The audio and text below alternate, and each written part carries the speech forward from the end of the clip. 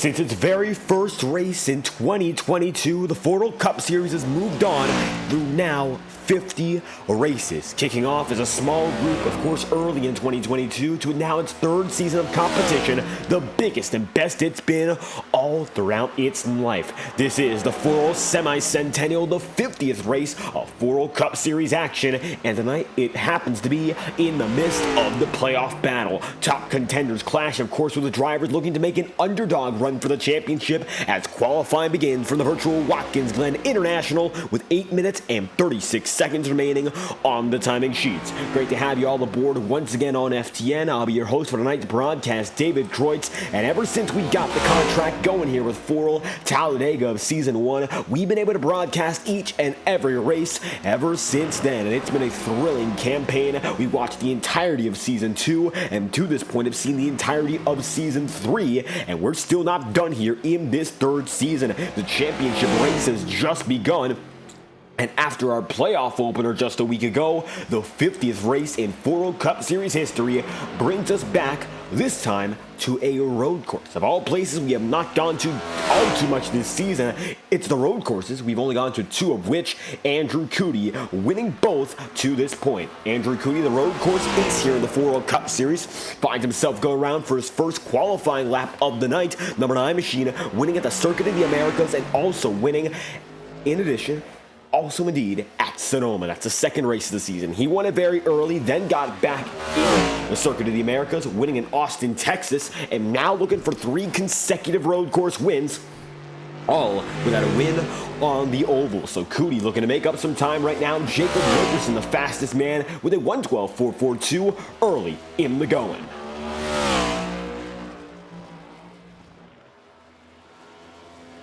Qualifying just beginning that time through. It's going to be Jacob Wilkerson in first. Alex Jones right now going to be scored in second. Jones going to be there about half a second off. It's going to be a 5.31 thousandth of a second deficit. You'll see Alex Jones second, Michael Deitch then in third. 57 machine is the Valvoline driver. Of course, Michael Deitch bringing back the original paint scheme he ran in his very first FORL Cup Series start. So a throwback night for Michael Deitch as he brings back the sponsorship he ran his very first FORL race with. He's inside the playoff picture, so keep that in mind. Number 57 machine, Valvoline trusted, racing through the hills here in Schuyler County. And as Andrew Cootie is going to be off the track in his first lap, so disaster early, but he's got an extra lap to, of course, regroup and get things going once again. Bogdan's going to be on the track as well, and including Ross Corlett, Ethan Workman, and Chance Parker.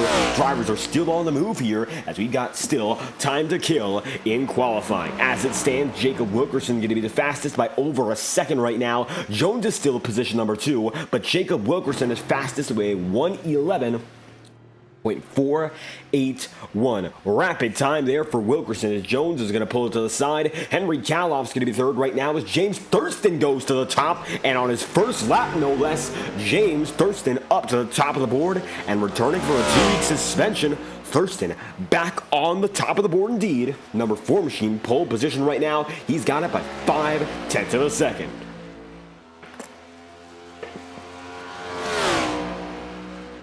Thurston going to be first right now, and it's going to be Henry Kaloff rounding at the top 3. 1.4 seconds separate your podium as it stands.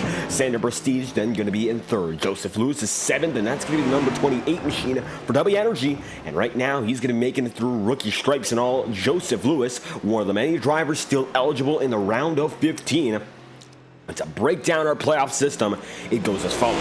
First, the round of 15, which is going to have our first 15 drivers that made it through after 15 races. And after next week's race, we'll cut it down to 11 drivers still eligible for the championship. The penultimate round is going to be the round of 7, which gives us a few more races to kill until that point. And the 15th and final race of the season, that might be the format next year. It's a bit of a spoiler, but the final race this year, regardless of number, that's going to be your Season 3 champion if they can win that race. It goes down to the final 4 drivers, and whoever's the highest finishing of those in that season finale wins the FORL Cup Series Championship. So that's how it goes right now. Thurston going to be the fastest with a 1:10.683. Xander Prestige destroyed. Joseph Lewis still going, and has about right now he watches. It's going to be Ross Corlett taking his second time lap.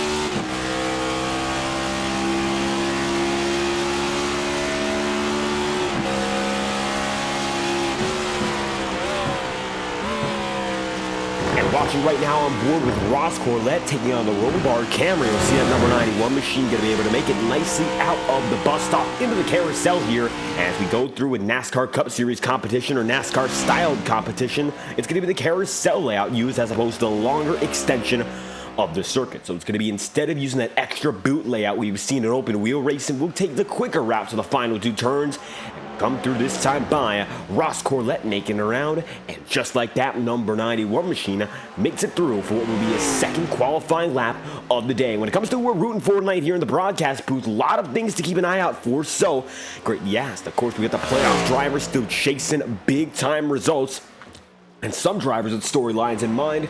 Max Molina, your defending champion, he's still trying to go back-to-back this season.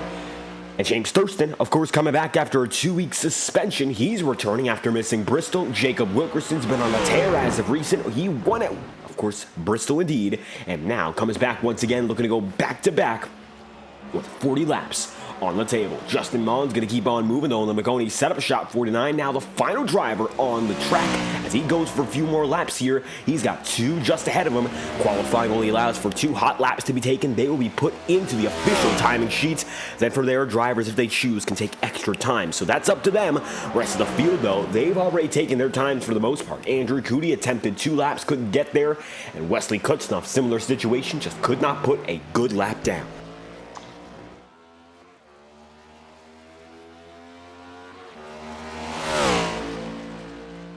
And at the line now for Justin Mons to kick off his first lap of the day. Number 49 machine been running very well as of recent and hoping to keep that momentum going. 2 minutes 11 right now in terms of our timing here in qualifying. And the Watkins Glen number 49 machine going to be bringing back the pink paint scheme in honor, of course, breast cancer awareness here in the month of October. Now Mons getting closer and closer perhaps to victory lane.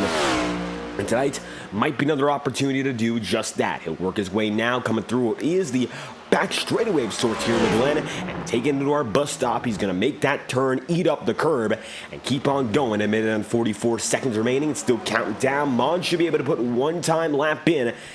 That should be it. Now, given the large amount of time we've seen, for the most part, these drivers have been able to make all they need, 2 laps or more. But for Mons, he came out just a bit later, and he's not going to have that time to make that second and final lap. So as the number 49 comes around this time through the McConey setup shot machine, set to go at maybe one more lap, but it's going to be close. 1 minute and 17 seconds on the timing charts.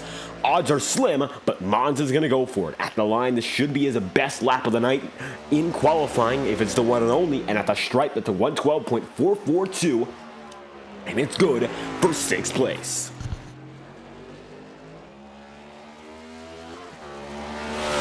So Justin Mullins going to be able to put it there into 6th, 54 seconds left on the timing charts. He looks to be the final man taking a lap here. So with that being said, qualifying is effectively over here. Number 49 machine of Justin Mullins, 1.7 seconds off your leader, and Thurston is the final man to opt to take a time.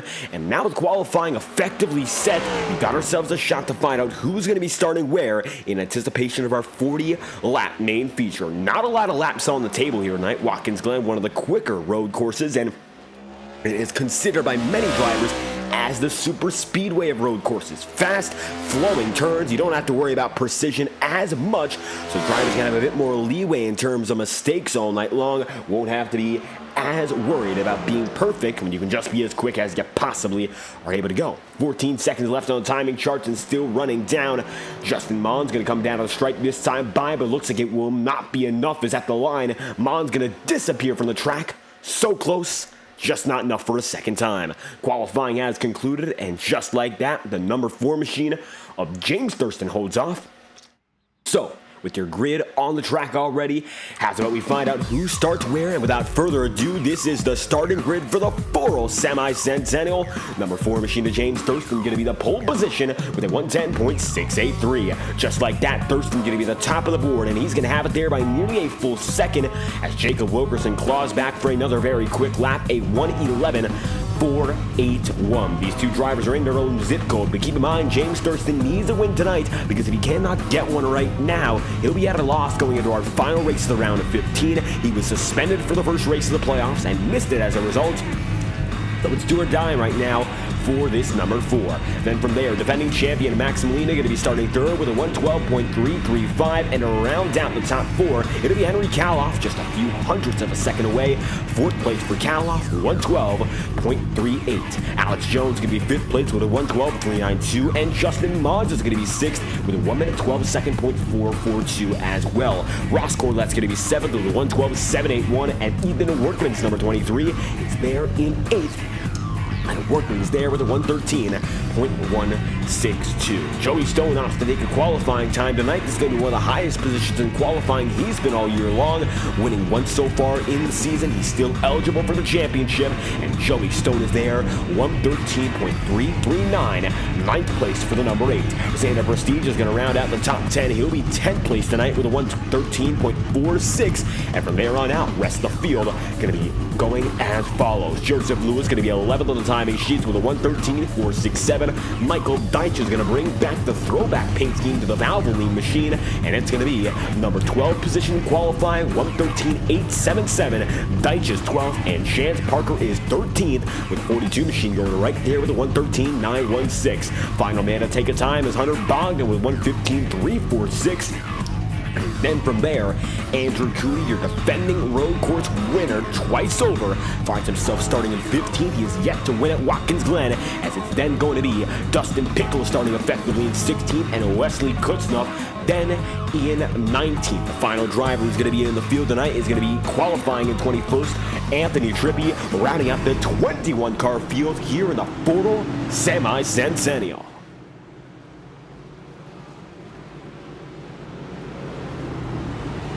Just like that, 50 races. It's going to be the total after tonight's action here in the Glen, and a history has been made each and every night. We've gone out here on these Wednesdays for over a year. The FORL Cup Series has kept us company on Wednesday nights and the middle of the week. Never better. Of course, you can't beat here in the FORL Cup Series Tour. The playoffs have been fantastic, and we've grown each and every season. High quality competition. The numbers have been fantastic, and as the field comes around yet again, it's going to be time for James Thurston to get back into the mix. Thurston, the number 4, who leads the way in the Power Smash Infinity Speed Motorsport number 4 machine, is right there and needs this win. Missing 2 races after a suspension, the regular season champion comes into tonight as the lowest driver in points of all of our men in the playoffs. 15th and last, and it's going to be James Thurston looking to claw his way from the back to the front, and it's do or die tonight. Gotta do it here, got to do it now. Thurston, number 4 machine, there in first, and it's Jacob Wilkerson coming off of a win at Bristol, defending winner after a very clean race in the last great Coliseum. He's looking to go back-to-back for victories and 3 of his last 4. That's how good Jacob Wilkerson's been, the rookie who's been dominating the headlines all season long. He's looking to do so once again. The king of Season 3, it's still not decided for sure, but Wilkerson has a chance to lay claim at that throne if he so chooses. Now, 40 laps of road course racing here in the Glen. The Semi-Centennial brings us back to the exciting circuit here in upstate New York. Time to find out who's the king of this state, as the New York track hosts a field of drivers all throughout the country. James Thurston, hailing from Florida, gets to lead us through as we come back to action here in the Northeast. James Thurston leads us to the green flag. This side buys the FORL Semi-Centennial gets underway. Thurston leads, and then it's Jacob Wilkerson right behind.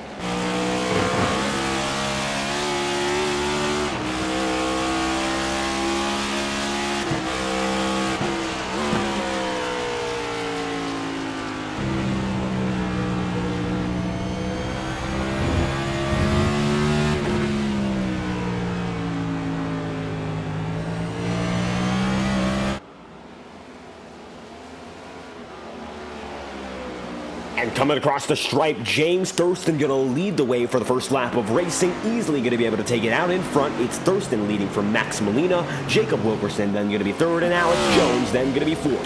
Rounding out the top 10, Justin Mons is going to be in fifth. Joey Stone is sixth. Andrew Cooney jumps up big. And from the back of the field, Cooney finds himself now in seventh with Henry Caloff eighth, Ross Corlett ninth, and Ethan Workman rounding out the top 10. So far, so good with a clean first lap. The drivers already coming into play here, understanding the magnitude of the situation. So luckily, it's going to be drivers running very clean tonight, and it looks like so far so good, with Thurston having the advantage. Rest of the field coming through. One driver goes through the grass big time. Trippy goes way wide. Nothing going to come of it. No contact. Michael Deitch keeps fighting right ahead. Deitch is going to go way up top, though, and he's continuing to struggle here as Michael fades back to 11th with Xander Prestige battling with him as well. Battle for 11th, and Xander Prestige has it as they come through this time by the final segment of the circuit. One more left-hander and one more right-hander before they go through the Go Bowling Bridge and get back to start-finish line. First going to be the 90-degree corner, the first of which it's called the 90. And when you get through that first corner, then you're on your way through the S's. And I'm not quite sure if the buffering is going to be on your end, Shelton, there, as there's a caution out. Trouble already. Joey Stone at the front stretch with some major trouble. Caution to fly right now with Joey Stone, the cause just like that. Stone's going to go around. First yellow flag of the day going to be caused now by Joey Stone and the number 8. Take a look now at what just happened here as Joey Stone comes through, and you see side by side, Cootie going to make contact and hook him up the track. That's what brings out the caution here. It's a minor incident, but either way, yellow flag called as a result. Joey Stone going to be the reason, and he's involved with Andrew Cootie, and your defending road course winner twice over, going to cause the first caution as well. Yellow flag is going to fly for the first time today. Yellow flag going to bring us back under pacing, as it's going to be James Thurston leading here as the field gets back to the pace car. Thurston having that major advantage under the green flag cycle we saw of only about 5 laps of racing, and we come around next time by, it'll be lap 5. He got about a 5-second lead. Goes to show how good James Thurston's been at already, gaining lap after lap. The gap has grown substantially, but to bring it all back down to earth, and Max Molina, who got through for second place, is right there in the runner-up spot as we get back at him here now. The McDonald's number 45 occupies a runner-up spot. Catbird seat with Jacob Wilkerson third, Justin Mons in fourth, and Alex Jones position number 5. James Thurston leads the way 4 laps in, and still 17 drivers on the track right now as Chance Parker comes into pit road. This time by Joey Stone opts to stay out on the track despite his damage. Front end trouble is going to be mainly seen on what looks to be the left front, and hopefully that wheel well is not going to come apart any further, but already some damage on the hood as well. So just like that, Joey Stone with an issue or two. Chance Parker comes in this time by, and James Thurston remains with an advantage. 4 in out of 40 here at Watkins Glen. Overall, a very short race tonight, so cannot afford to see many more green flag runs cut off by cautions. Coming through this time by, it's going to be Thurston, Molina, Jacob Wilkerson, Justin Mons, Alex Jones rounds out the top 5. That's how they go so far so good. Andrew Cootie, despite the incident, is in 6th here, and 7th place is then Henry Caloff. 8th place, Ross Corlett still. Workman and Deitch round out the top 10, and that's the way they roll so far. Great to see. For the most part, we were getting away with a clean start, and most often we see those track blockers that start on the first turn. You know the ones. Turn 1, lap 1. The drivers rush in like hell, and then one driver takes it a bit too far, and then it's a chain reaction. Rows of drivers, and almost the entire field, often go around in these situations. We haven't seen a big one like that. Joey Stone had a bit of a bobble there with Andrew Cootie, but it wasn't major. Still going to be a caution thrown as a result, as it's going to be a safety yellow flag. Here at a road course, though, we don't expect to see many cautions thrown, so getting that one out the way might be the decision that makes the rest of this race go a bit longer in terms of green flag runs. Pit strategy already be on the move as Max Molina comes in this time by. Molina appears to be alone up in front. Nobody else opting to replicate him, save for Joey Stone, who has some damage, and will come in with Dustin Pickle at the back of the field as well. But James Thurston still leading. Pit road going to get busy. 3 drivers coming in this time by. And with drivers taking service for the first time tonight, Dustin Pickle going to be there. Joey Stone is as well. Pit road at Watkins Glen is a bit different from other tracks. I've had the experience of being on the pit road surface firsthand, walking around after the race day. There's a lot to look around at, but most noticeably, if you look at the drivers taking service, it is a right-handed pit stop. If you're coming in on a pit road, as opposed to going up to the left side of the track, you're going closer to the right side here, and the drivers come out in a different way compared to most other ovals. So working on pit stops in reverse is difficult for a real crew here in the iRacing scene. Virtual pit stops all done in the same fashion, but it is still different for the drivers entering and exiting. So it's different not only physically, but in the virtual realm as well. And I'll tell you this much, Watkins Glen, if we have some time, it's a beautiful track upstate. A great place to visit, of course, if you're an aspiring race fan involved in any realm of motorsport. This is the place to go, not only for stock car racing, but in addition, there's endurance racing, there's classic historic events. There even used to be Indycar Formula 1 way back when. Unfortunately, those don't occur much longer here. Watkins Glen, primarily a stock car track nowadays, but it's a beautiful road course circuit, and in all honesty, could be used for anything if, of course, they find a tenant. We'd love to see more racing here in Schuyler County. It's a great area. There's a lot of beautiful sights to see. Of course, Watkins Glen State Park, the International Motor Racing Museum that they have in the Watkins Glen Library, that's fantastic as well. The entire town, a great place to visit when it comes to racing, and drivers, they've responded accordingly. It's become a fan favorite road course. The drivers love it. Most guys can get quick here. Doesn't matter your experience level. It's almost like the Talladega or the Daytona of road courses in that sense. A lot of guys here you might not see up in front of the road course typically. I mean, Alex Jones having a great run so far in 4th.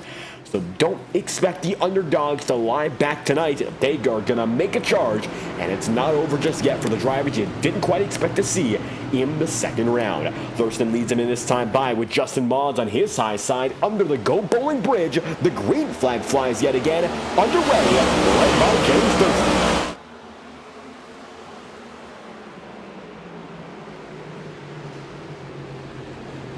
Thurston going to be able to get the jump here. Wilkerson not too far behind. Justin Mons in 3rd and Andrew Cootie then in 4th. Alex Jones round out the top 5, and it looks like from there on out they get away cleanly once again. The S is going to be a few side-by-side battles, but everything calms down, and we'll go back at it. Looks like it's going to be a nice run off the exit there. Ross Corlett going to be with Michael Deitch, and Deitch going to wiggle just a bit as they come across the bus stop this time around. Kenny Reel and chat, great to have you aboard watching, and it's going to be another great race here at the road course the way things are shaping up. Battle for second going to be already in the motion. Justin Mons is holding off Andrew Cootie, and as we mentioned, Andrew Cootie, the big man on road courses as of recent. Look at that number 9 machine. He's there and fighting hard already. He's won twice so far this season, both coming at twists and turns, both in Austin, Texas, and then Sonoma, California. And even though he has not won an oval in quite some time, he's beaten that point over again and again. Now looking toward the future, looking toward another chance at fighting for the championship. And even though Andrew Cootie's season in Season 2 was cut short, this season is going to be a full campaign, and there's no doubt he'll be a Final Four contestant when all is said and done. And as they come through this time by, Andrew Cootie just has to keep on going to prove that's going to be the case. It's not necessarily set in stone, but if Cootie keeps the runs he's had as of recent, especially at these road courses, no reason to suggest that the number 9 machine will miss the Final Four. And Jacob Wilkerson, he's been fantastic as well. If anyone's going to be up there alongside the ranks of guys like Andrew Cootie, Jacob Wilkerson, no doubt the winningest driver this season. He's been on a hot streak, coming in race after race, better than the race prior, and he continues to improve. And that's been the big thing about Jacob Wilkerson, a rookie on the tour, and the rookies this season have come alive. But in particular, this kid Jacob Wilkerson has been as fast as they get. You can see sponsorship now from the Cody Setup Shop. He's got big support and a lot of reasons to have faith in this number 43. And all it's been throughout the season, continuous improvement, and hopefully he's going to keep it that way as Jacob Wilkerson runs 4th right now. Mons gets back in a 2nd. He'll be alone there in the runner-up spot, and Andrew Cootie races 3rd. Look back now with Jones, not to mention it's going to be Henry Caloff running in 7th, and Henry finds himself entering the first turn with a 3-car bundle led so far by Ethan Workman.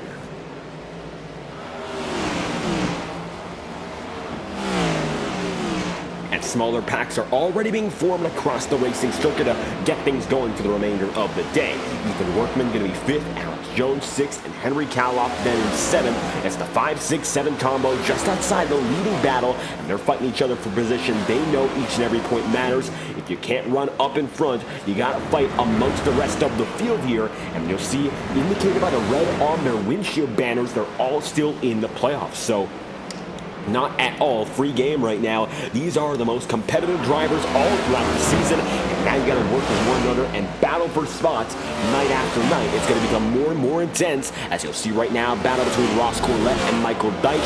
Now, Corlett came in with a lot of security when it comes to his overall point standings. Bogdan's going to wiggle loose, but for Ross Corlett, road courses not his forte, so it's going to be a bit more of a struggle tonight to get things going. He knows, of course, he's got speed all throughout the season, but these road courses, you just got to make sure you get that solid finish and come through. And for stock car racers, a lot of the time that used to be the case way back when. I mean, if you look back 30, 40 years in the stock car racing's history, road course ringers used to be a common appearance and a common occurrence. They don't happen as much anymore.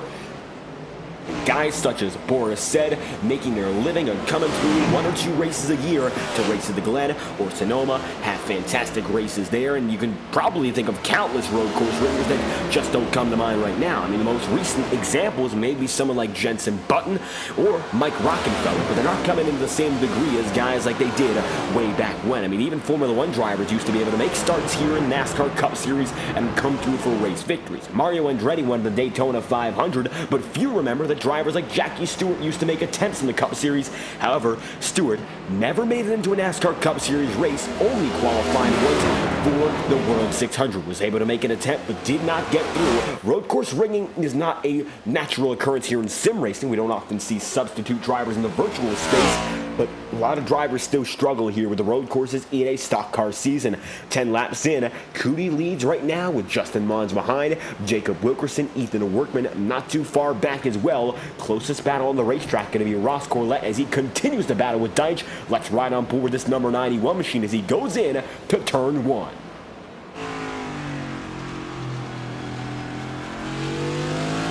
See now having an advantage over Michael Deitch, lunging into the corner, and just like that, the 57 going to be way behind Ross Corlett. Now, nice lunge in, and that's what it takes to make passes, finding opportunities, and working with them here as Michael Deitch continues to fade back just a bit more into the distance.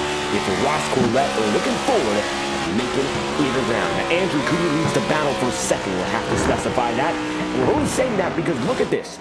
Cootie's got a field behind him. Look ahead. James Thurston is in his own zip code. He's got nobody else there with him.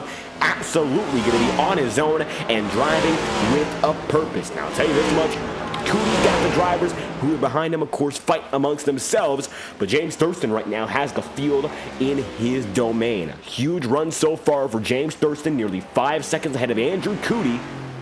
However, those two drivers are not too far off each other in terms of pace. That's tied by 1:11.006 for James Thurston. It was a 1:11.173 for Cootie, and that was Cootie's fastest lap. James Thurston, his fastest is a 1:10.786. He's doing fantastic tonight. James Thurston's been, but Andrew Cootie, he's quick as well, starting to pull away in his own right when it comes to Justin Mons and Jacob Wilkerson also coming through. Now, tell you this much, Alex Jones, Henry Kaloff, they're still fighting. 0.3 of a second separate them. Joey Stone now, after some early troubles, trying to pick apart the field, going down, trying to make something of Anthony Trippi as they fight now for the final spot in the top dozen.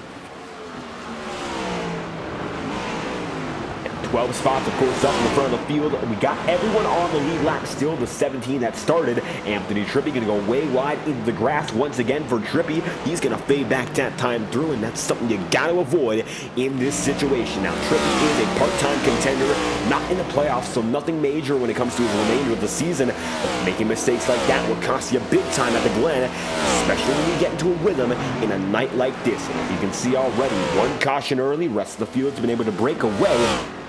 And Jacob Wilkerson has himself now coming up on the McConey setup shot number 49 of Justin Mons. Getting very close that time through. Wilkerson making time fast, and that time around he was 51 thousandths of a second slower than Justin Mons. They're close on time, and they continue to be so as they come across the line. 12 laps in of 40. Jacob Wilkerson is still chasing and looking further back, not to mention Ethan Workman. There's also Alex Jones and Henry Kaloff all fighting to get back up there, putting on a show. It's on full display here in the Glen as now Wilkerson looks down low, bottom side from the number 43, making a move. They're side by side, and the advantage might not be with the number 43 just yet. Mons goes as wide as he can. He's still right there and has to slot back in. So Wilkerson takes the slot, and just like that, Jacob Wilkerson up to position number 3. The number 43 machine from McConey set up shop now, going to be inside the podium. Just like that, third place held by Wilkerson as he continues to chase back down Andrew Cootie. That time by Cootie ran a 1:11.582. Only driver faster is your current race leader in James Thurston.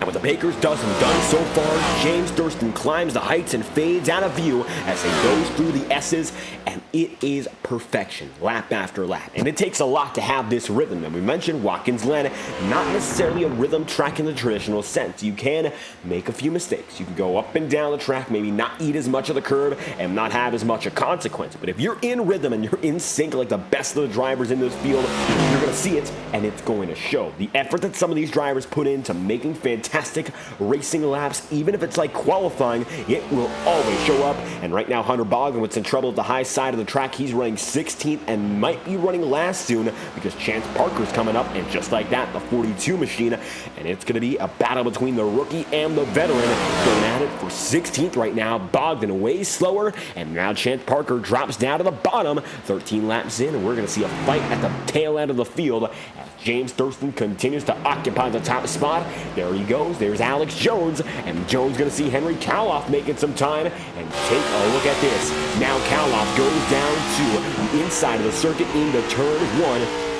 And already the inside line, the number 63 has it. Nobody down low, because that means Alex Jones lost the spot. So just like that, Alex Jones going to have to keep on fighting as now the rear end is empty and the front side is full. Side-by-side battle, and Alex Jones has to let off big because Kaloff going to lose that line and send Alex Jones nearly into the barrier. That was a close call. Luckily, nothing comes of it, but Alex Jones fades back and he loses big time as a result. Curb's going to be happening. Max Molina trying to get back up there, stopping what's been a so far dismal run. He had speed up in front. The only reason he's back here is because he made a tire call, a strategy call that is. Didn't expect to see in the slightest. Of all the drivers who did not have damage, Max Molina coming in is a real shocker. He's still making time back up, but we'll see whether or not that's the call to work with in the long run, because right now James Thurston leads, and they're not expecting a caution for at least the next 10-odd laps, maybe a little bit more. Maybe we actually go all the way. That's still not expected, but it is possible. Given the way we've gone here as of recent clean races more and more, we could see another one with only one caution on the night. Looking further back now, Anthony Trippi going to be with the Joseph Lewis machine, and Trippi now going to be 14th. Lewis is 13th, and Joey Stone is then in the 12th spot. 15 laps into the 40 this time by, and I'll tell you this much, all the action here on FTN brought to you in collaboration with Tango Paints. Check out Tango Paints on Twitter for all information about iRacing's leading graphic design partner for all your paint scheme and livery needs. Tango Paints, the best place to go. Nowhere besides Tango Paints. You'll get the best of the best with a price you can't beat. Offer started at $50, so once again, check out Tango Paints after tonight's broadcast as we'll bring you your first promotional break of the night, courtesy of our friend Tolo in it and the entire Tango Paints team.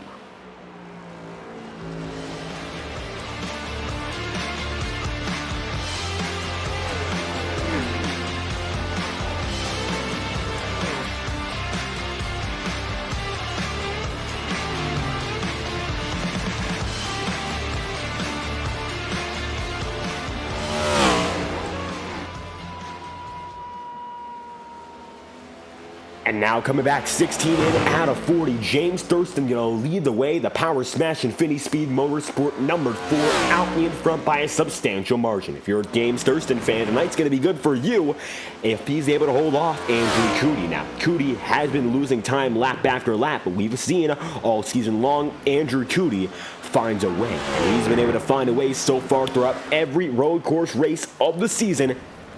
And as the road course ace here in the FORL Cup Series, he might not be the fastest driver every night. He might not be the man who leads those most laps, has the fastest lap overall, or shows himself up as a dominant figure.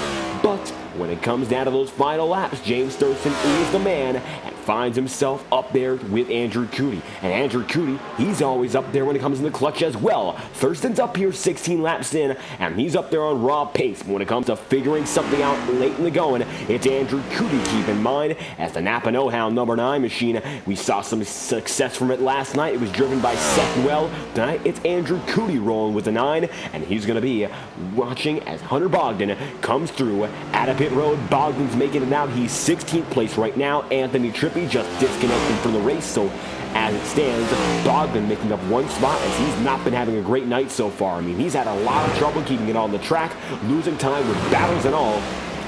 16th right now. He had some troubles last season in the opening round of the playoffs, and once again, that's coming into play here for Bogdan as he finds himself 16th at the moment. 17 laps in a 40 though. So far so good for James Thurston, advantageous as they come around this time by. Cootie still occupies the 2nd spot. Justin Mons is going to be 4th place to Jacob Wilkerson's 3rd, and the closest battle is now going to be between Xander Prestige and look right ahead, Michael Deitch going to bang the wall, and Deitch goes way up high here. Number 57 got no choices, and looks like Joey Stone comes through as well. Going to be a big recovery night for Stone as he takes him 3 wide in the bus stop. He backs off, lets him go wide. Michael Deitch misses the bus stop in his entirety, and just like that, the 57 loses all he had, and Joey Stone lets them settle back in. He's got Xander's Prestige still right there just ahead of him, and letting these drivers play it all out just before he gets there. It'll work out quite well for Joey Stone.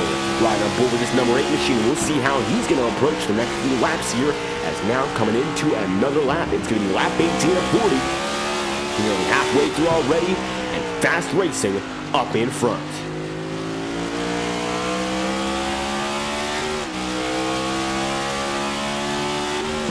Joey Stone going to find himself 11th now as he chases Xander Prestige, and no chance to dive down to the inside line into the corner here. They're all going to make it into the apex just fine, and 23 laps to go so far, nearly halfway, and the early going has seen James Thurston lead almost each and every lap to this point without fail. TrackCams22.com provides the highest quality iRacing cameras on the market, and I'll tell you this much, with 22 laps to go, the beautiful track here in Watkins Glen, we get to crank it up with the best views on the market indeed. Over 100 car and track combinations that suit your needs.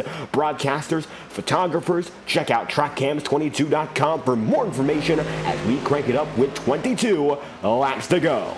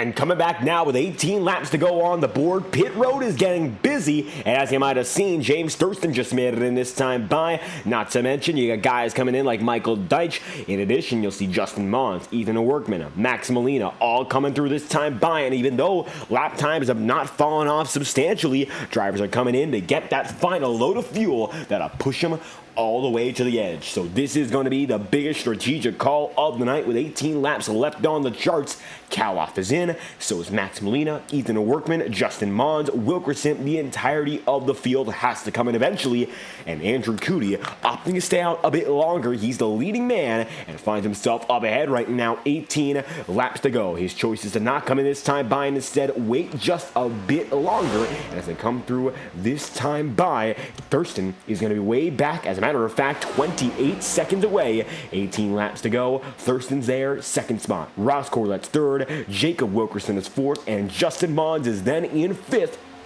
with Joey Stone, his teammate, making a major strategic call as well, putting himself up into sixth. As it stands, though, Joey Stone has not come into pit road, and that's the strategic call that we mentioned. He has opted not to come in this time by, and now finds himself running up higher in the ladder in terms of position. So their Joey Stone machine has to come in this time by, if not the next, and Andrew Cootie now comes in, and just like that, the number 9 machine is through, with James Thurston making it down to the front straightaway this time by. Ross Corlett going to come into pit road, and just like that, Cootie's going to have to decide whether or not he cuts it short, which it looks like he doesn't, and Thurston regains the race lead 24 laps in. James Thurston leads once again, and just like that, new man on the top of the board, and it's the same man who's led almost every lap on the day. It is going to be James Thurston leading from Jacob Wilkerson second, Justin Mons third, Joey Stone fourth, and Ethan Workman then in fifth. But Workman's going to see some more pressure now from Max Molina.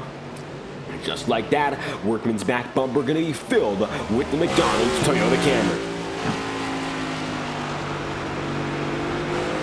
Two drivers running for the Hub Motorsports see Jacob Wilkerson with substantial trouble. Number 43 machine going to lock it up and get very loose, and just like that, caution is out with 17 laps to go. That brings out the yellow flag, and despite the fact that Wilkerson got it going, the call is to bring back the caution on the track. So let's see why that's the case here. Might have been a bit more than we saw as we bring it back this time by. Yes, there was. That's going to be a destruction there. The number 43 goes around spinning, nearly hits Mons, nearly hits Stone. Either way, luckily, Jacob Wilkerson got things back going once again. With 17 laps to go, that's going to be a risky call for a lot of these guys, and now they're going to have to assess their strategy from this point on with a different perspective. It was expecting a long green flag run till the end. Now 25 in, Wilkerson is going to be destroyed. No fast repairs as well, so he does not have any chance to do anything other than sit on pit road.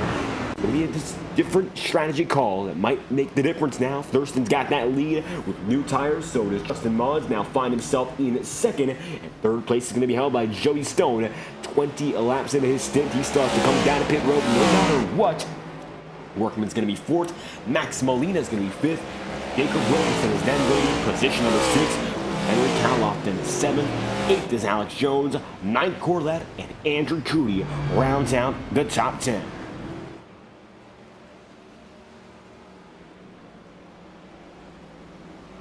With iRacing official pace car settling in once more, James Thurston, the Power Smash Infinity Speed Motorsport number 4, comes through this time by as your race leader. Going to be Justin Mons still there in second with his Ancient World teammate in third, Joey Stone. And as we mentioned Tango Paints earlier in the broadcast, it's Joey Stone and Justin Mons bringing together a pair of breast cancer awareness paint schemes here in October, both Chevy Camaros, and both of which are going to be repping pink.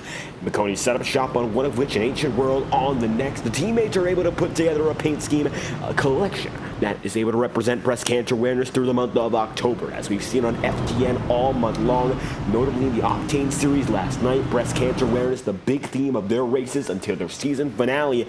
And we've been shining the spotlight on breast cancer awareness here at FTN with all our drivers and all of our people putting these leagues together. Of course, putting out the awareness. So a lot of paint schemes are going to be pink all throughout this month. Don't expect for this to be the last, as we're only just over halfway through October. Been 18 days so far in the month, and still a ways to go for guys like Stone and Mons. They keep up with the cause. Joey Stone down a pit road. He'll make it in with Jacob Wilkerson. 2 drivers in this time by James Thurston, Justin Mods, and Ethan Workman. Your new podium as they come through this time by 26 laps in at a 40.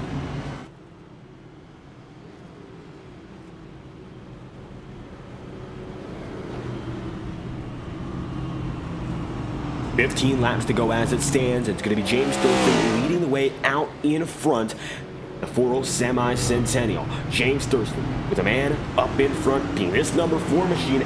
It is the winner-go-home night for him that he did not expect to see so early. Now, estimates were saying early in the season, this kid's a championship favorite. And there's no reason to say he doesn't have the pace for it, but he found himself, of course, involved with an incident 2 weeks prior. He got suspended, and he's now had to serve his time, and he's back on the way. Thurston leads, Mons is second, Ethan Workman then in third, Maximilian fourth, Henry Kaloff rounds out the top 5. It's Alex Jones 6th, and Ross Corlett 7th, Michael Deitch 8th, Dustin Pickle 9th, Joey Stone position number 10. The top 10 remains the same, and I'll tell you this much, with 15 laps to go, we'll extend an official offer courtesy of our friends at iRacing Motorsport Simulation as we bring you back after a brief promotional break courtesy of our friends at iRacing Motorsport Simulation. 15 years of fun. Stay with us after this brief ad as we'll bring you with a bit more information about iRacing. If you want to join, we'd love to have you in the race.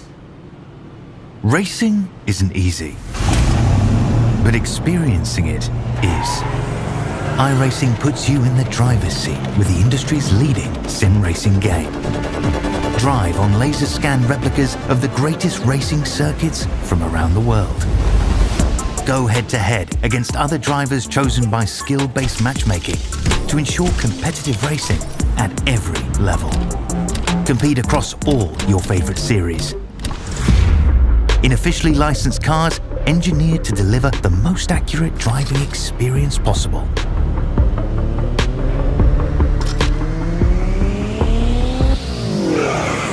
Join a race or host your own with players from across the globe.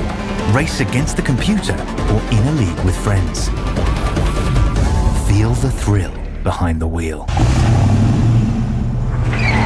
Visit iRacing.com.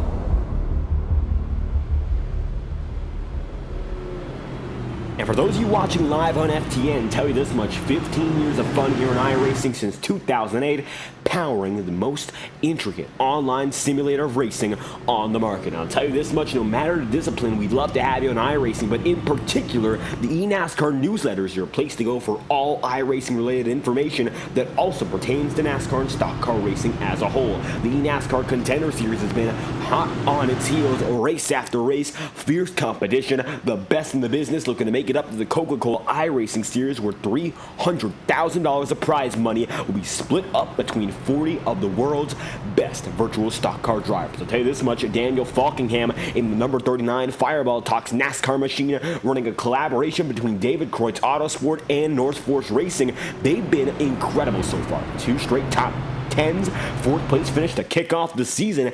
So Falkingham is one of the guys set to go back to the Coke level.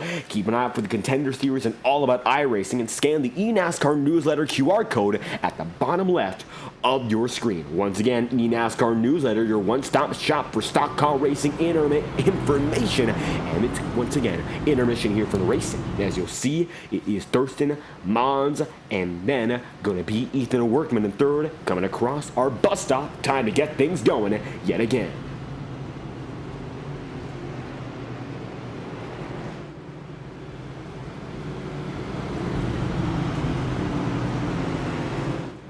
Set to go back at it one more time. It's going to be Thurston leading with Ethan Workman going up top. The choose rule put into effect, and as it's always been here in the FORL Cup Series, that choose rule drivers can opt to go high, opt to go low. Got different opportunities to go high, low, whenever they need to, but a lot of guys stay on the bottom here, and you saw a lot of guys coming through on pit road as of recent. Wilkerson, Prestige, Lewis and Bogdan, Andrew Cootie going to fade to the back of the field here, and after running strong, got caught up in the acting strategy and not going to help him out in the slightest. Baker's doesn't do it. This time, Bi will put the eNASCAR QR code to rest and let the racing do the talking. The motors are going to be revving up this time through, getting loud indeed. Under the Go Bowling Bridge, 13 laps to go for the ever-dominant James Thurston as he gets the big runoff, the final turn, and gets back in motion.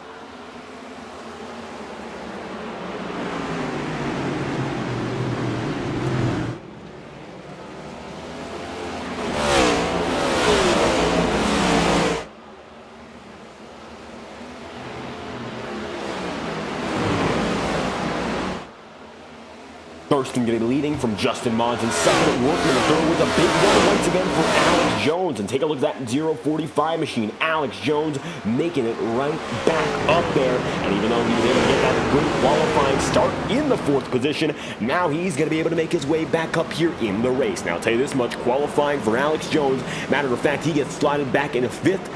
Max Molina 4th. Now they're fighting for the top 5, and at the line, he should be scored in 4th the way things are going. We had a total of 20 drivers registered, 3 of which being on race control, one of which Anthony Trippi. Of course, he retired. Now 16 drivers left on the track, and with the Baker's dozen remaining, James Thurston leads 28 through, and he has an advantage. At the line, they'll be calculated just over 9/10 of a second. At the stripe, James Thurston leads them and continues to keep that dominant streak up, and Justin Mons, who's been the big playoff spoiler in the FORL Cup Series, is right there as well.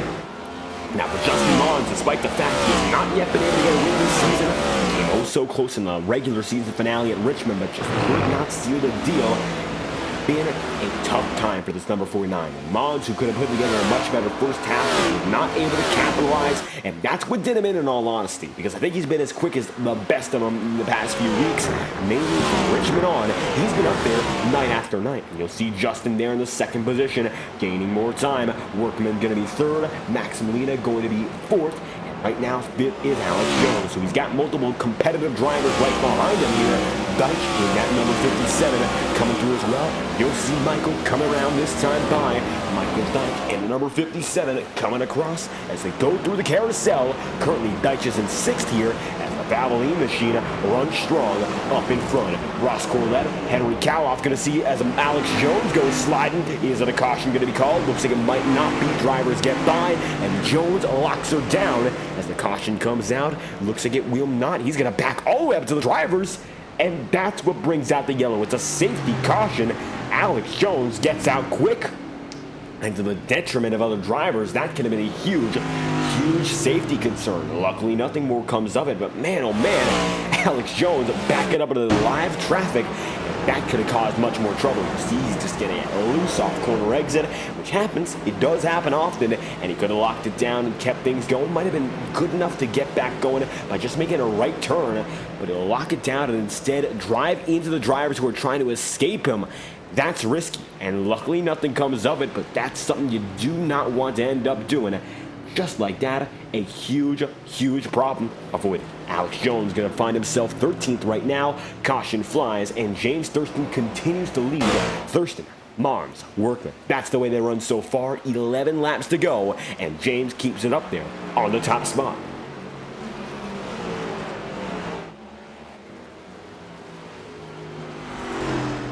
For Power Smash in Infinity Speed Motorsports, James Thurston comes across the final corner, takes us back to the stripe.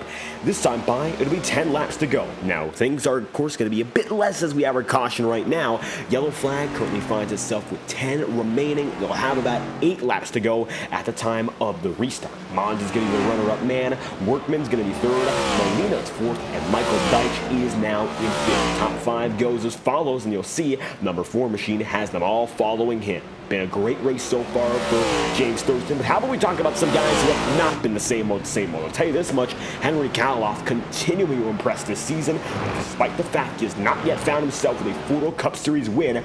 He's got that pace, and I do not think it's far away from that. And it's his number 63 machine for Henry Caloff. Even though there's still not been that first win to this point, he's shown those glimpses of race-winning prowess. 2nd place finish is best at Pocono, and the Long Pond Raceway did him very well.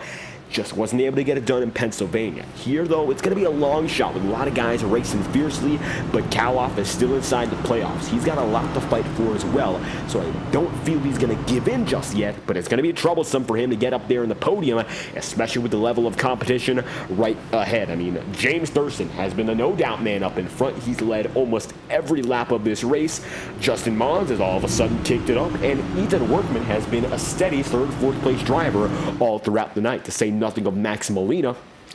And Max as well has been great. Coming around this time by with 10 laps to go, the iRacing official pace car comes through for another lap, and they'll be set to use the choose rule next time by, so we should be coming back to racing with 8 laps to go. The FORL Semi-Centennial, 50 great races of history here in the FORL Cup Series, and this season gives us a chance for not only a possible defending champion, but a potential new driver to take home the championship indeed. It's going to be Kyle Freeman, your first season champion, not racing tonight. He is not backing up his inaugural championship. He has one chip to his name, and it's Max Molina, who is here tonight, hoping to back up his second season champion. The Season 2 champ coming to his own as of recent with multiple podium finishes in the last 5 races. So Molina, despite a colder start to the season, is still there, making time more and more, and he might just find himself in contention by the time this season concludes with the Final 4. Molina would not be a driver to expect out of the Final 4, but with the level of competition, it could swing any way. And I think the round of 7 will really decide who makes it in. Because Molina, he might seem like a no-doubter right now. There's a lot of guys who are no-doubters. I'd say Thurston. I'd say someone like Molina, of course. I'd say Andrew Cootie, Jacob Wilkerson. Those are the big guys to keep an eye out for who would be no-doubters, so to speak. But that's not to say they're all going to make it in. Because there's also drivers putting in the work like Workman, putting in the work the same level as a guy like Ross Corlett. I mean, you're also going to look back to someone like Joey Stone, another fast rookie. I don't think it's done and deal when it comes to these guys up in front right now. Just because they've been the juggernauts doesn't mean that will change. We're seeing guys like Justin Mons coming to his own as of recent. He's been putting on the best races of his FORL career night after night, putting a bit more in each and every time around. And now with the final laps of dashing coming through this time by, the sprint is on one more time. It looks like drivers will not be using the choose rule this time around. You got some time though here in Schuyler County, so we'll get our drone camera in motion here at FTN and get things rolling for a virtual track walk here in Watkins Glen. This time we'll actually follow the drivers. Usually we do a reverse track walk, but the drivers are about at our speed here. The drone camera going to try to keep up with them here, as you'll see coming through the carousel. The big thing about the carousel is that this is the shorter section of the track. We are not using the extended boot layout, and since we have some time, we'll go and visit it. Used in Formula One competition until the mid-1980s, the boot layout is no longer seen in NASCAR. Now, we could use it if we wanted, and it is used in the 6 hours of Watkins Glen in the IMSA Tour, but that's endurance racing, so we don't see it here tonight. However, it's a very iconic portion of the track, and if we look at it here, it is the place to go if you want some endurance action. So coming back onto the main section of the circuit here, we'll fly our camera back down to the main portion of the track and get things going once again. Out of the carousel, you'll be coming through for a switchback of sorts, but it's a long switchback. Left-hander, then a right-hander, and then you keep on moving to the final straightaway.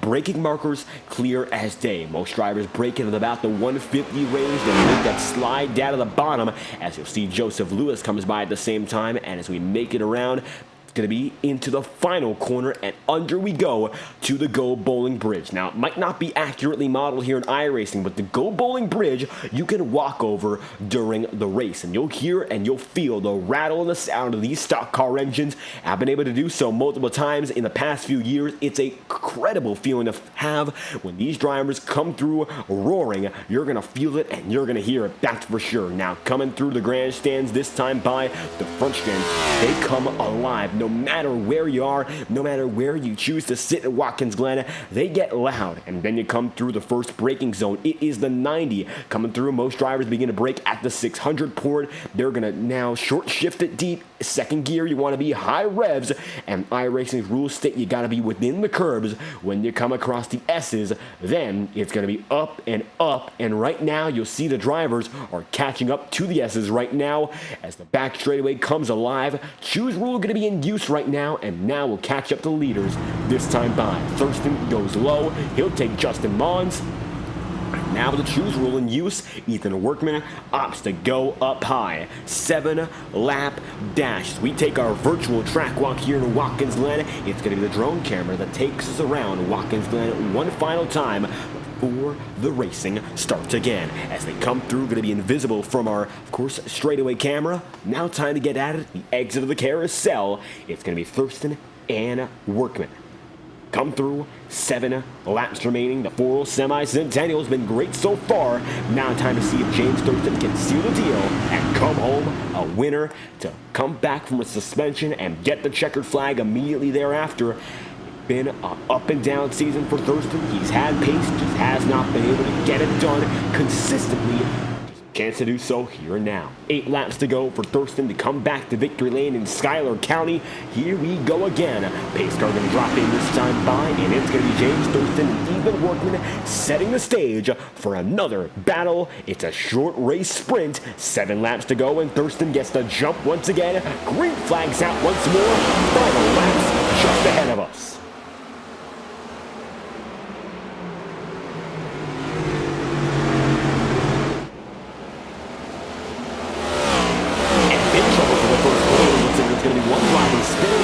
Jacob Wilkerson getting away, but Xander Prestige, not too much. He's going to get a bit more of it, but Xander keeps on going. No caution going to fly.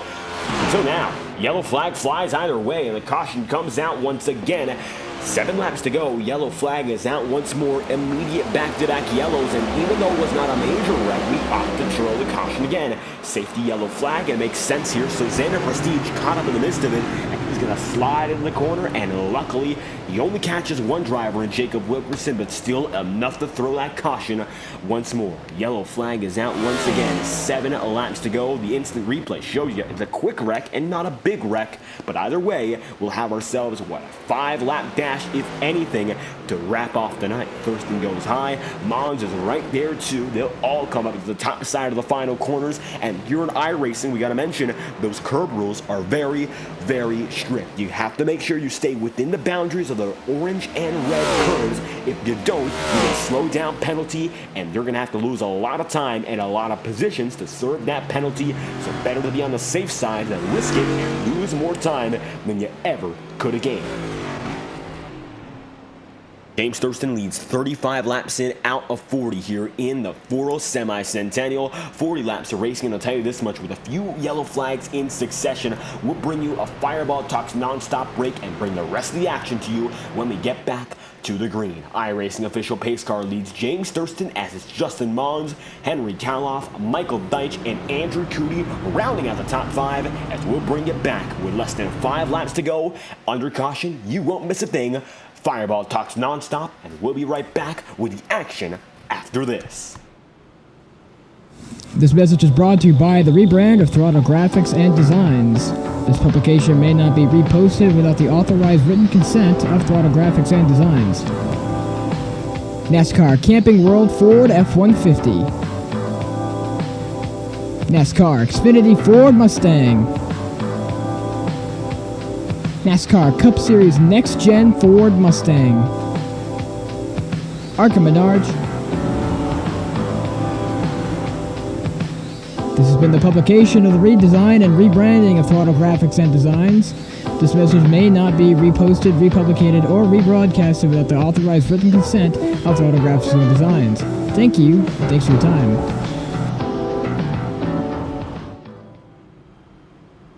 Racing isn't easy, but experiencing it is. iRacing puts you in the driver's seat with the industry's leading sim racing game. Drive on laser scan replicas of the greatest racing circuits from around the world. Go head to head against other drivers chosen by skill-based matchmaking to ensure competitive racing at every level.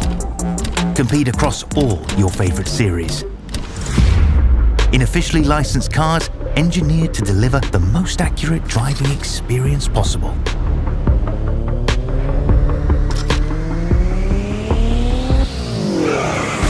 Join a race or host your own with players from across the globe. Race against the computer or in a league with friends. Feel the thrill behind the wheel. Visit iRacing.com.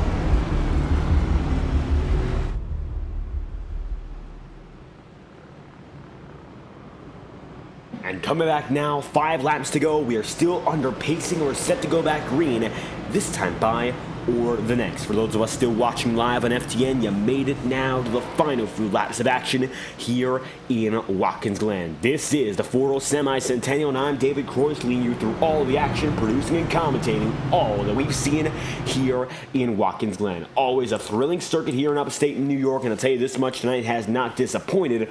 But as of recent, a few yellow flags in succession, seeing a lot of drivers go back and forth with small incidents, and these small incidents have brought out more and more cautions. Yellow flag after yellow flag after yellow flag. Just like that, we're back under pacing again. James Thurston leads him around the bus stop. No choose rule that time by, which means it'll be a 3-lap shootout, if anything, which also means we could extend this race to go even further. Could be an overtime finish, and I'm not quite sure if we want to see one of those because it'll keep this race going on much longer after the scheduled end. Some drivers might prefer that for another chance. Other drivers, not so much. So it's going to be a battle of give and take here tonight. Not done yet by any means. Hopefully, though, we'll give ourselves a chance for a clean finish. We'd love to keep it clean until the very end. Thurston leads from Justin Mons. Michael Deitch is now in third. Deitch, the best he's looked all night long. And Ross Corlett is going to be fourth in the number 91. Fifth place going to be occupied then by Andrew Cootie. Joey Stone is in seventh. And then Alex Jones is in eighth, with Parker ninth, Dustin Pickle in 10th, and Joseph Lewis, position number 11. Jacob Wilkerson is going to be 12th place right now with Ethan Workman 13th. Max Molina is 14th, and Molina's on pit road after the most recent incident. Hunter Bogdan is 15th, and Xander Prestige is 16th. 15th and 16th are both 2 laps down. The rest of your field still on the track is on the lead lap. So just like that, we're set to go one more time for a final 3-lap dash. It's going to be a sprint until the checkered flag. And I'll tell you this much, with all that we've seen all throughout the night, nothing is out of question. It could be all on the table as they come through once again. James Thurston's been fantastic tonight, leading almost every lap. However, there's still a chance to fight for second, fight for third, and if James Thurston does make a mistake, the win is still not yet locked up. He's still got to make it through the final laps, which matter the most. You can lead every lap on the day, but if you don't lead that last one, it doesn't matter. And you just got to execute in the clutch now. For James Thurston, he's had no issue doing that before. Knowing how big this is for him after suspension, he needs this win more than any other driver in the field, save for the guys who are really outside of the points race regardless. Regular season champion comes around this time by James Thurston, set to put us back in motion for another use of the choose rule here in the FORL Cup Series, and this is where the choose rule takes place, in the bus stop. They opt to go in high or low. If you're on the high side, you stay out of the bus stop. If you go to low, you're using that bus stop. Thurston opts to go to the bottom. Justin Mons opts to stay high. Pace car gets through once again. The field goes high and low for the most part. A lot of guys staying high side, as a matter of fact. Very few getting the chance to go down to the bottom. Xander Prestige, the last man to choose. And just like that, as we look at the carousel, few drivers coming in, and now they've all made their way out. Taking it back to James Thurston. Number 4 machines got the advantage once again, looking to lead a 3-lap shootout to wrap off the night here in the Glen. Watkins Glen International has given us quite a lot of action to look forward to each and every time we visit. Last season was a beat and bang finish all the way to the wire, and now, with 4 laps to go, it's going to be all about whether or not James Thurston can seal the deal. It's been dominant all throughout.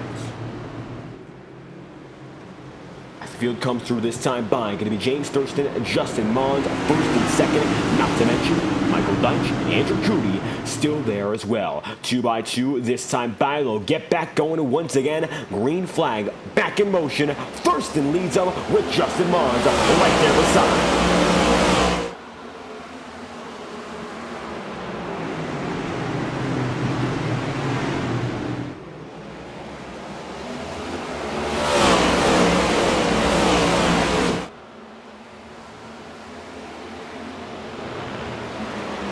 And Mon's going to put some big pressure there on James Thurston. They'll be side by side with Andrew Cootie.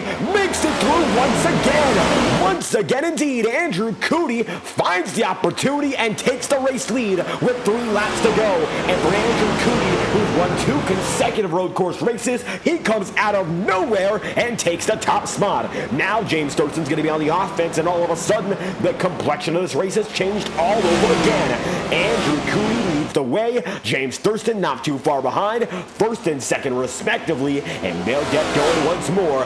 Now, Thurston gonna have to charge up to make time, as the battle for second going to be as fierce as it gets. You'll also see Michael Deitch in third. He goes way wide, gives Mons the final spot in the podium right back, and they're shuffling big time here. Joseph Lewis, does he make contact? That he does. Lewis gonna get destroyed. Back in the field, not to mention Xander Prestige gets out of it. Looks like Ethan Workman gets in the thick of it. They're continuing to spin back in the field. No call, the caution. The battle for lead goes way wide. And how about that? They go all the way up to the high side of the track. Thurston gets the lead. Cootie now fades back to second. The question is, do they assess an iRacing penalty for how wide he went, or was he forced? 2 laps to go. James Thurston gets the race lead right back. Cootie came out of nowhere, shot through, and even though he made that charge up in front, it might not last. Number 4 machine's gonna find himself back in the top spot just like that. It's a huge run, and the number 4 machine goes way high, only for Cootie to get it right back. Slow down penalty, 2 laps to go, just like that. Number 9 machine gonna go right back to the top spot. Justin Mon's gonna be in second, and then James Thurston, position number 3. Andrew Cootie once more makes it out of nowhere and leads the way with a final lap in mind. White flag this time by for Andrew Cootie, and out of nowhere, James Thurston fades back not only to second, but to third. Triple trouble, and Thurston's in third indeed. 1 lap to go this time by Cootie, looking for his 3rd consecutive road course win. Now Thurston dives deep, gets it by Mons, but not enough. Switch over maneuver, and it's going to be Justin Mons taking it back down to the bottom side. And the way things are going, it looks very good, crystal clear for Andrew Cootie. Mons makes it by once again, gets that run, and Justin's in second. Thurston fades back a bit further. He's now in third. He'll have to send it deep in the bus stop for any opportunity, and if there's anything that he can do, he'll have to do it here and now. Gets right to the curb, eats it up all the way, but Andrew Cootie's got a lead, heading through the carousel. And we mentioned how Andrew Cootie finds the opportunity, and he might not be the fastest man. He might not be the best on strategy, but when he comes across the stripe each and every time around the road course this season, he'll know he took that checkered flag and he won no matter what. Coming across the right-hander one final time under the Go Bowling Bridge, Andrew Cootie is the king of New York. Schuyler County is his, and the number 9 machine goes for 3 consecutive road course wins. Cootie gets it and wins the FORL Semi-Centennial. Andrew Cootie comes alive, gets it done, and at the end of 40 hard-fought laps, Thurston, who dominated, can only settle for second. Andrew Cootie comes alive at the end and will win for the virtual Watkins Glen International, and Thurston's not happy in the slightest. And James Thurston gonna park it right ahead of Andrew Cootie. Cootie swerves out the way, and just like that, it's the number 9 machine of Andrew Cootie with a race win. And he once again does it. He didn't look like the dominant man, did not lead anything in terms of on pace, and just pulls it out and makes it happen again. Andrew Cootie wins from James Thurston in second, and then Justin Mons in third, with Jacob Wilkerson fourth, Ross Corlett fifth, and Joey Stone position number 6. Going to be 7th to Michael Deitch, 8th to Max Molina, and 9th to Henry Kaloff, with Alex Jones 10th. Then Dustin Pickley 11th, and it's going to be 12th for Ethan Workman, 13th Chance Parker, Joseph Lewis 14th, and Xander Prestige 15th, with Hunter Bogdan 16th, and Anthony Trippi 17th and last of your drivers in the field. Now coming around this time by to burn down the house, it's going to be Andrew Cootie celebrating all the way, and take a look as the burnout's going to begin. Andrew Cootie has waited oh so long to get a shot, and now gets to burn it down at the Glen.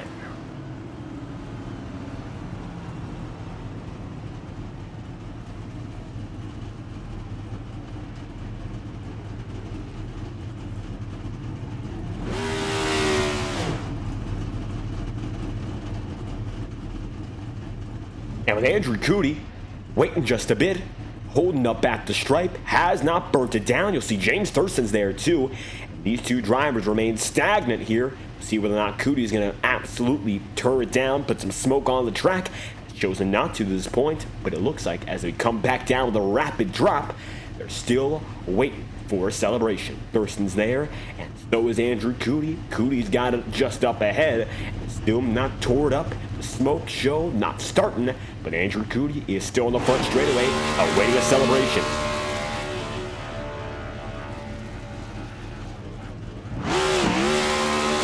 And there we go, smoke show for Cootie on the move.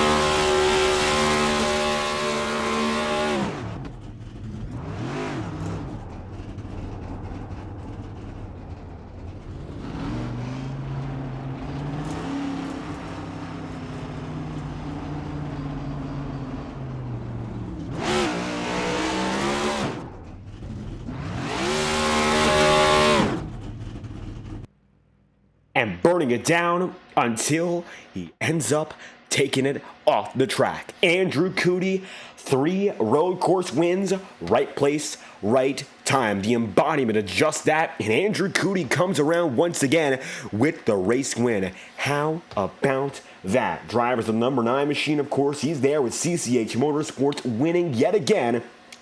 We'll take a look right back. Instant replay of that final run till the finish. Andrew Cootie gets it done, and I'll tell you this much. The situational awareness for Andrew Cootie has been A+ throughout the season.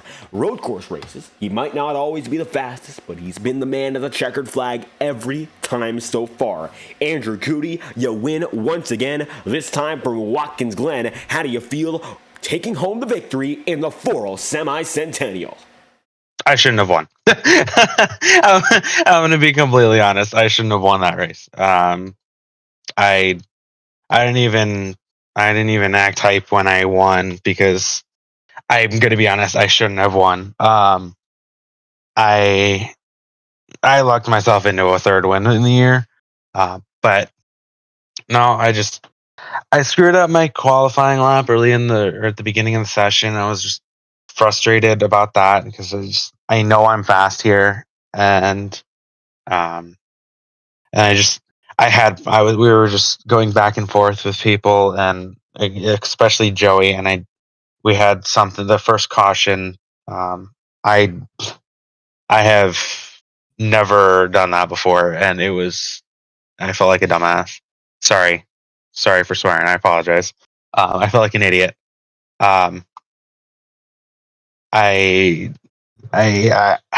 I went back and looked, or I had Milano look at it for me, and I guess he didn't upshift in the 3rd or at the right time. I believe. I haven't looked back at it personally. That's what Milano told me, and then I had basically hooked him into the wall like Kyle Busch Bubba did to Bubba a bunch of years ago, and I didn't want to do that because I like Joey, and me and Joey are friends when we're off the track. So I didn't want to do that, and I felt terrible. But I know I was fast. I knew I was fast, and I knew I had a shot at the win. And then I screwed myself on pit stop with a speeding penalty, and I did not. I was so frustrated with myself because I knew I screwed myself over that one, and but yeah, I shouldn't have won this race. I'm not going to say I should have, because I shouldn't have. I had pace, but I shouldn't have won the race. But I did, and I'm gonna work on points here in a minute for you, Kreitz, so we can start this round of 11. Are we going to round of 11? But yeah, I'll go on to, where are we going? Bristol? No, we went to Bristol last week. We're going to Talladega, which is a favorite of mine. So we'll go on to Talladega, and we'll go into Talladega and hopefully win fourth race of the year. And looking to keep the good runs going, I'll tell you this much, that's been the Achilles heel all season long. This whole situation of winning so many road courses. We haven't seen you here as an oval winner ever since Daytona in Season 2. Now, we're beating a dead horse. We know that. But you've had speed. You've won races. There's no reason to suggest you can't win one again. What's it going to take to maybe pull it back together for a win at Dega and keep the momentum going, this time with left-handed turns in mind? Luck. I think the only race I really had a shot at winning was close to Gateway. I think it was Gateway. I had a really good run at Pocono and Milwaukee as well, but I wasn't fast and it wasn't lucky. Oh yeah, and I made it through that wreck in the S's. It was terrifying.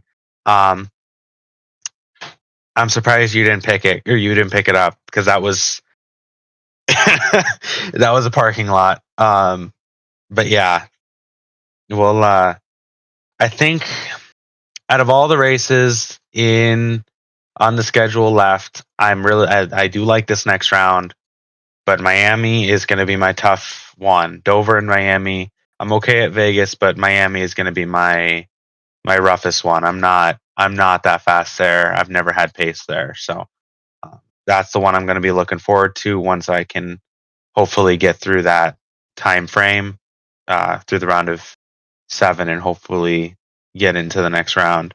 But I'll be practicing a lot for that one.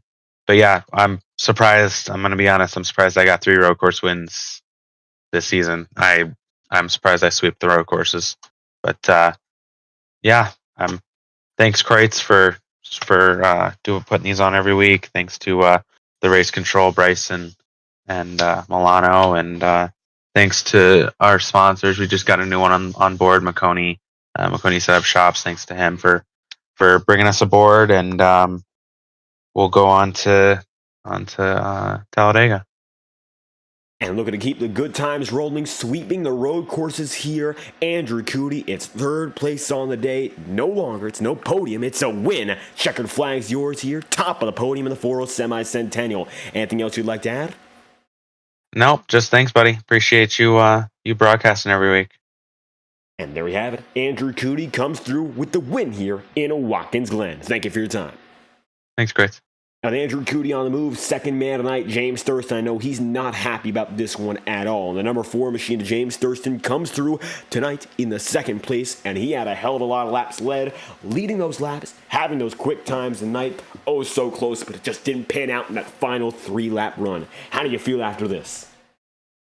I don't know. I would have liked to have gotten this interview done a little bit quicker, but I guess fraudulent winners have fraudulently long interviews. But yeah. I don't know. That was a fun race until the end there. Just I don't know. I don't know what the officiating is in this league. It makes absolutely no sense to me. I get pushed wide in turn 1 by Cootie, and I'm thinking, if this is just regular Watkins Glen, they'll go ahead, clear that penalty, because in real life they run out here anyways. I won't have to serve it. I tell them to clear it. They say that they can't clear it for some reason. So then I'm just trying to see if there's any quick ways I can give up a second of time, which is really hard to do at a track like this with this car. And so going into the bus stop, I've got about 5 seconds left to serve this penalty, and it takes about 5 seconds to serve a 1-second penalty. And I just brake, Cootie hits me, and the race is just over from there. I in my mind, I won the race, and it was a good battle with Mons for it. It was just stupid, just completely stupid right there. And Cootie, if I don't know what they can do, just give him a 1-second penalty. I was only pointing behind him. They give him a 1-second penalty, he's still gonna get 2nd or 3rd. It's not even gonna hurt him. It's just it doesn't make any sense. Like the guy that gets pushed wide gets the penalty. Okay, great officiating. And letting them have it. James Thurston Knight, as you mentioned, up next, road course racing did not go the way you want. Now we're looking forward to what's next at Talladega. So chaos continues here. What's going to take to bring it back and sort of rebound after tonight?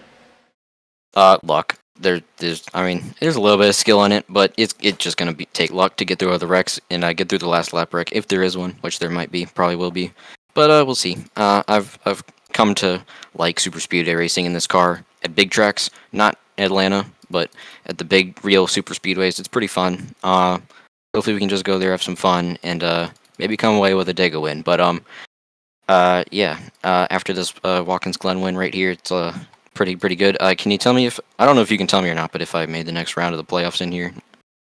We're still currently looking at the point situation, so that's not confirmed. We'll have it to you hopefully by the end of the broadcast. Either way, James Thurston's second of the day here at the Glen. Anything else you'd like to add?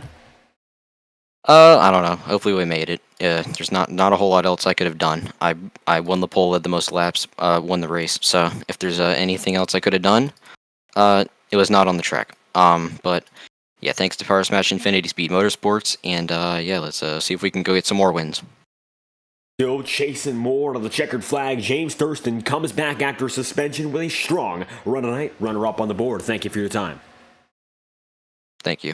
I'm James Thurston on the move. One more driver inside our podium tonight, and Justin Mons pulls through. And I'll tell you this much: if there's any man trying to be a championship spoiler, this number 49 team, Justin Mons alike, they've all been putting in the work, and third place shows the efforts that continued here in this crew. So how do you feel? Third place on the day here, and it's going to be podium finish at the Glen. I hope that was entertaining, because that was fun from the driver's seat. I'll tell you this much, a lot of entertainment all throughout the night, and especially that final dash, you fighting with Thurston, beating and banging all throughout the front of the field, so it was a lot of entertaining racing. However, the big thing is how you were able to manage it and get, of course, up to that podium. I was just loaded in and figured out, I guess, rather quickly how to get around this joint and not burn off my tires, and I was able to put together a lot of good lap times, and had a good spotter with Bobby LaPierre trying to coach me through where people were beating me and trying some different techniques. So shout out to my spotter for helping with that. But it was just putting together a lot of good laps and staying with the top guys of the league that we know are road course aces, like Thurston, Cootie, Wilkerson, all those guys.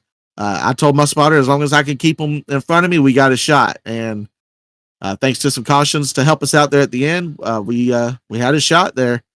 And it was fun from the driver's seat, man. That was the funnest race I've had all season. And Watkins Glen is always an exciting track as a driver, and I'll tell you this much, we had some longer green flag runs, had some chaos at the end. What for you was the most important in getting that win? Or rather, a podium. It's a big win for the team to keep that momentum going, but we saw a lot of different types of racing that led to this point. So what was the most important for you to keep it up there? Just not race over my head, race the track, not the cars. And then once it became time to race the cars, it was send with caution. You didn't want to be that guy and take someone out just barreling it off in turn one on the restart just to secure a win. I don't like racing like that. I know me and Thurston got into each other there in the S's, but man, I was pleasantly surprised to see us both hold on to it there, going 3 wide in the S's. You don't see that happen cleanly anyway. And then going 4 wide on the backstretch.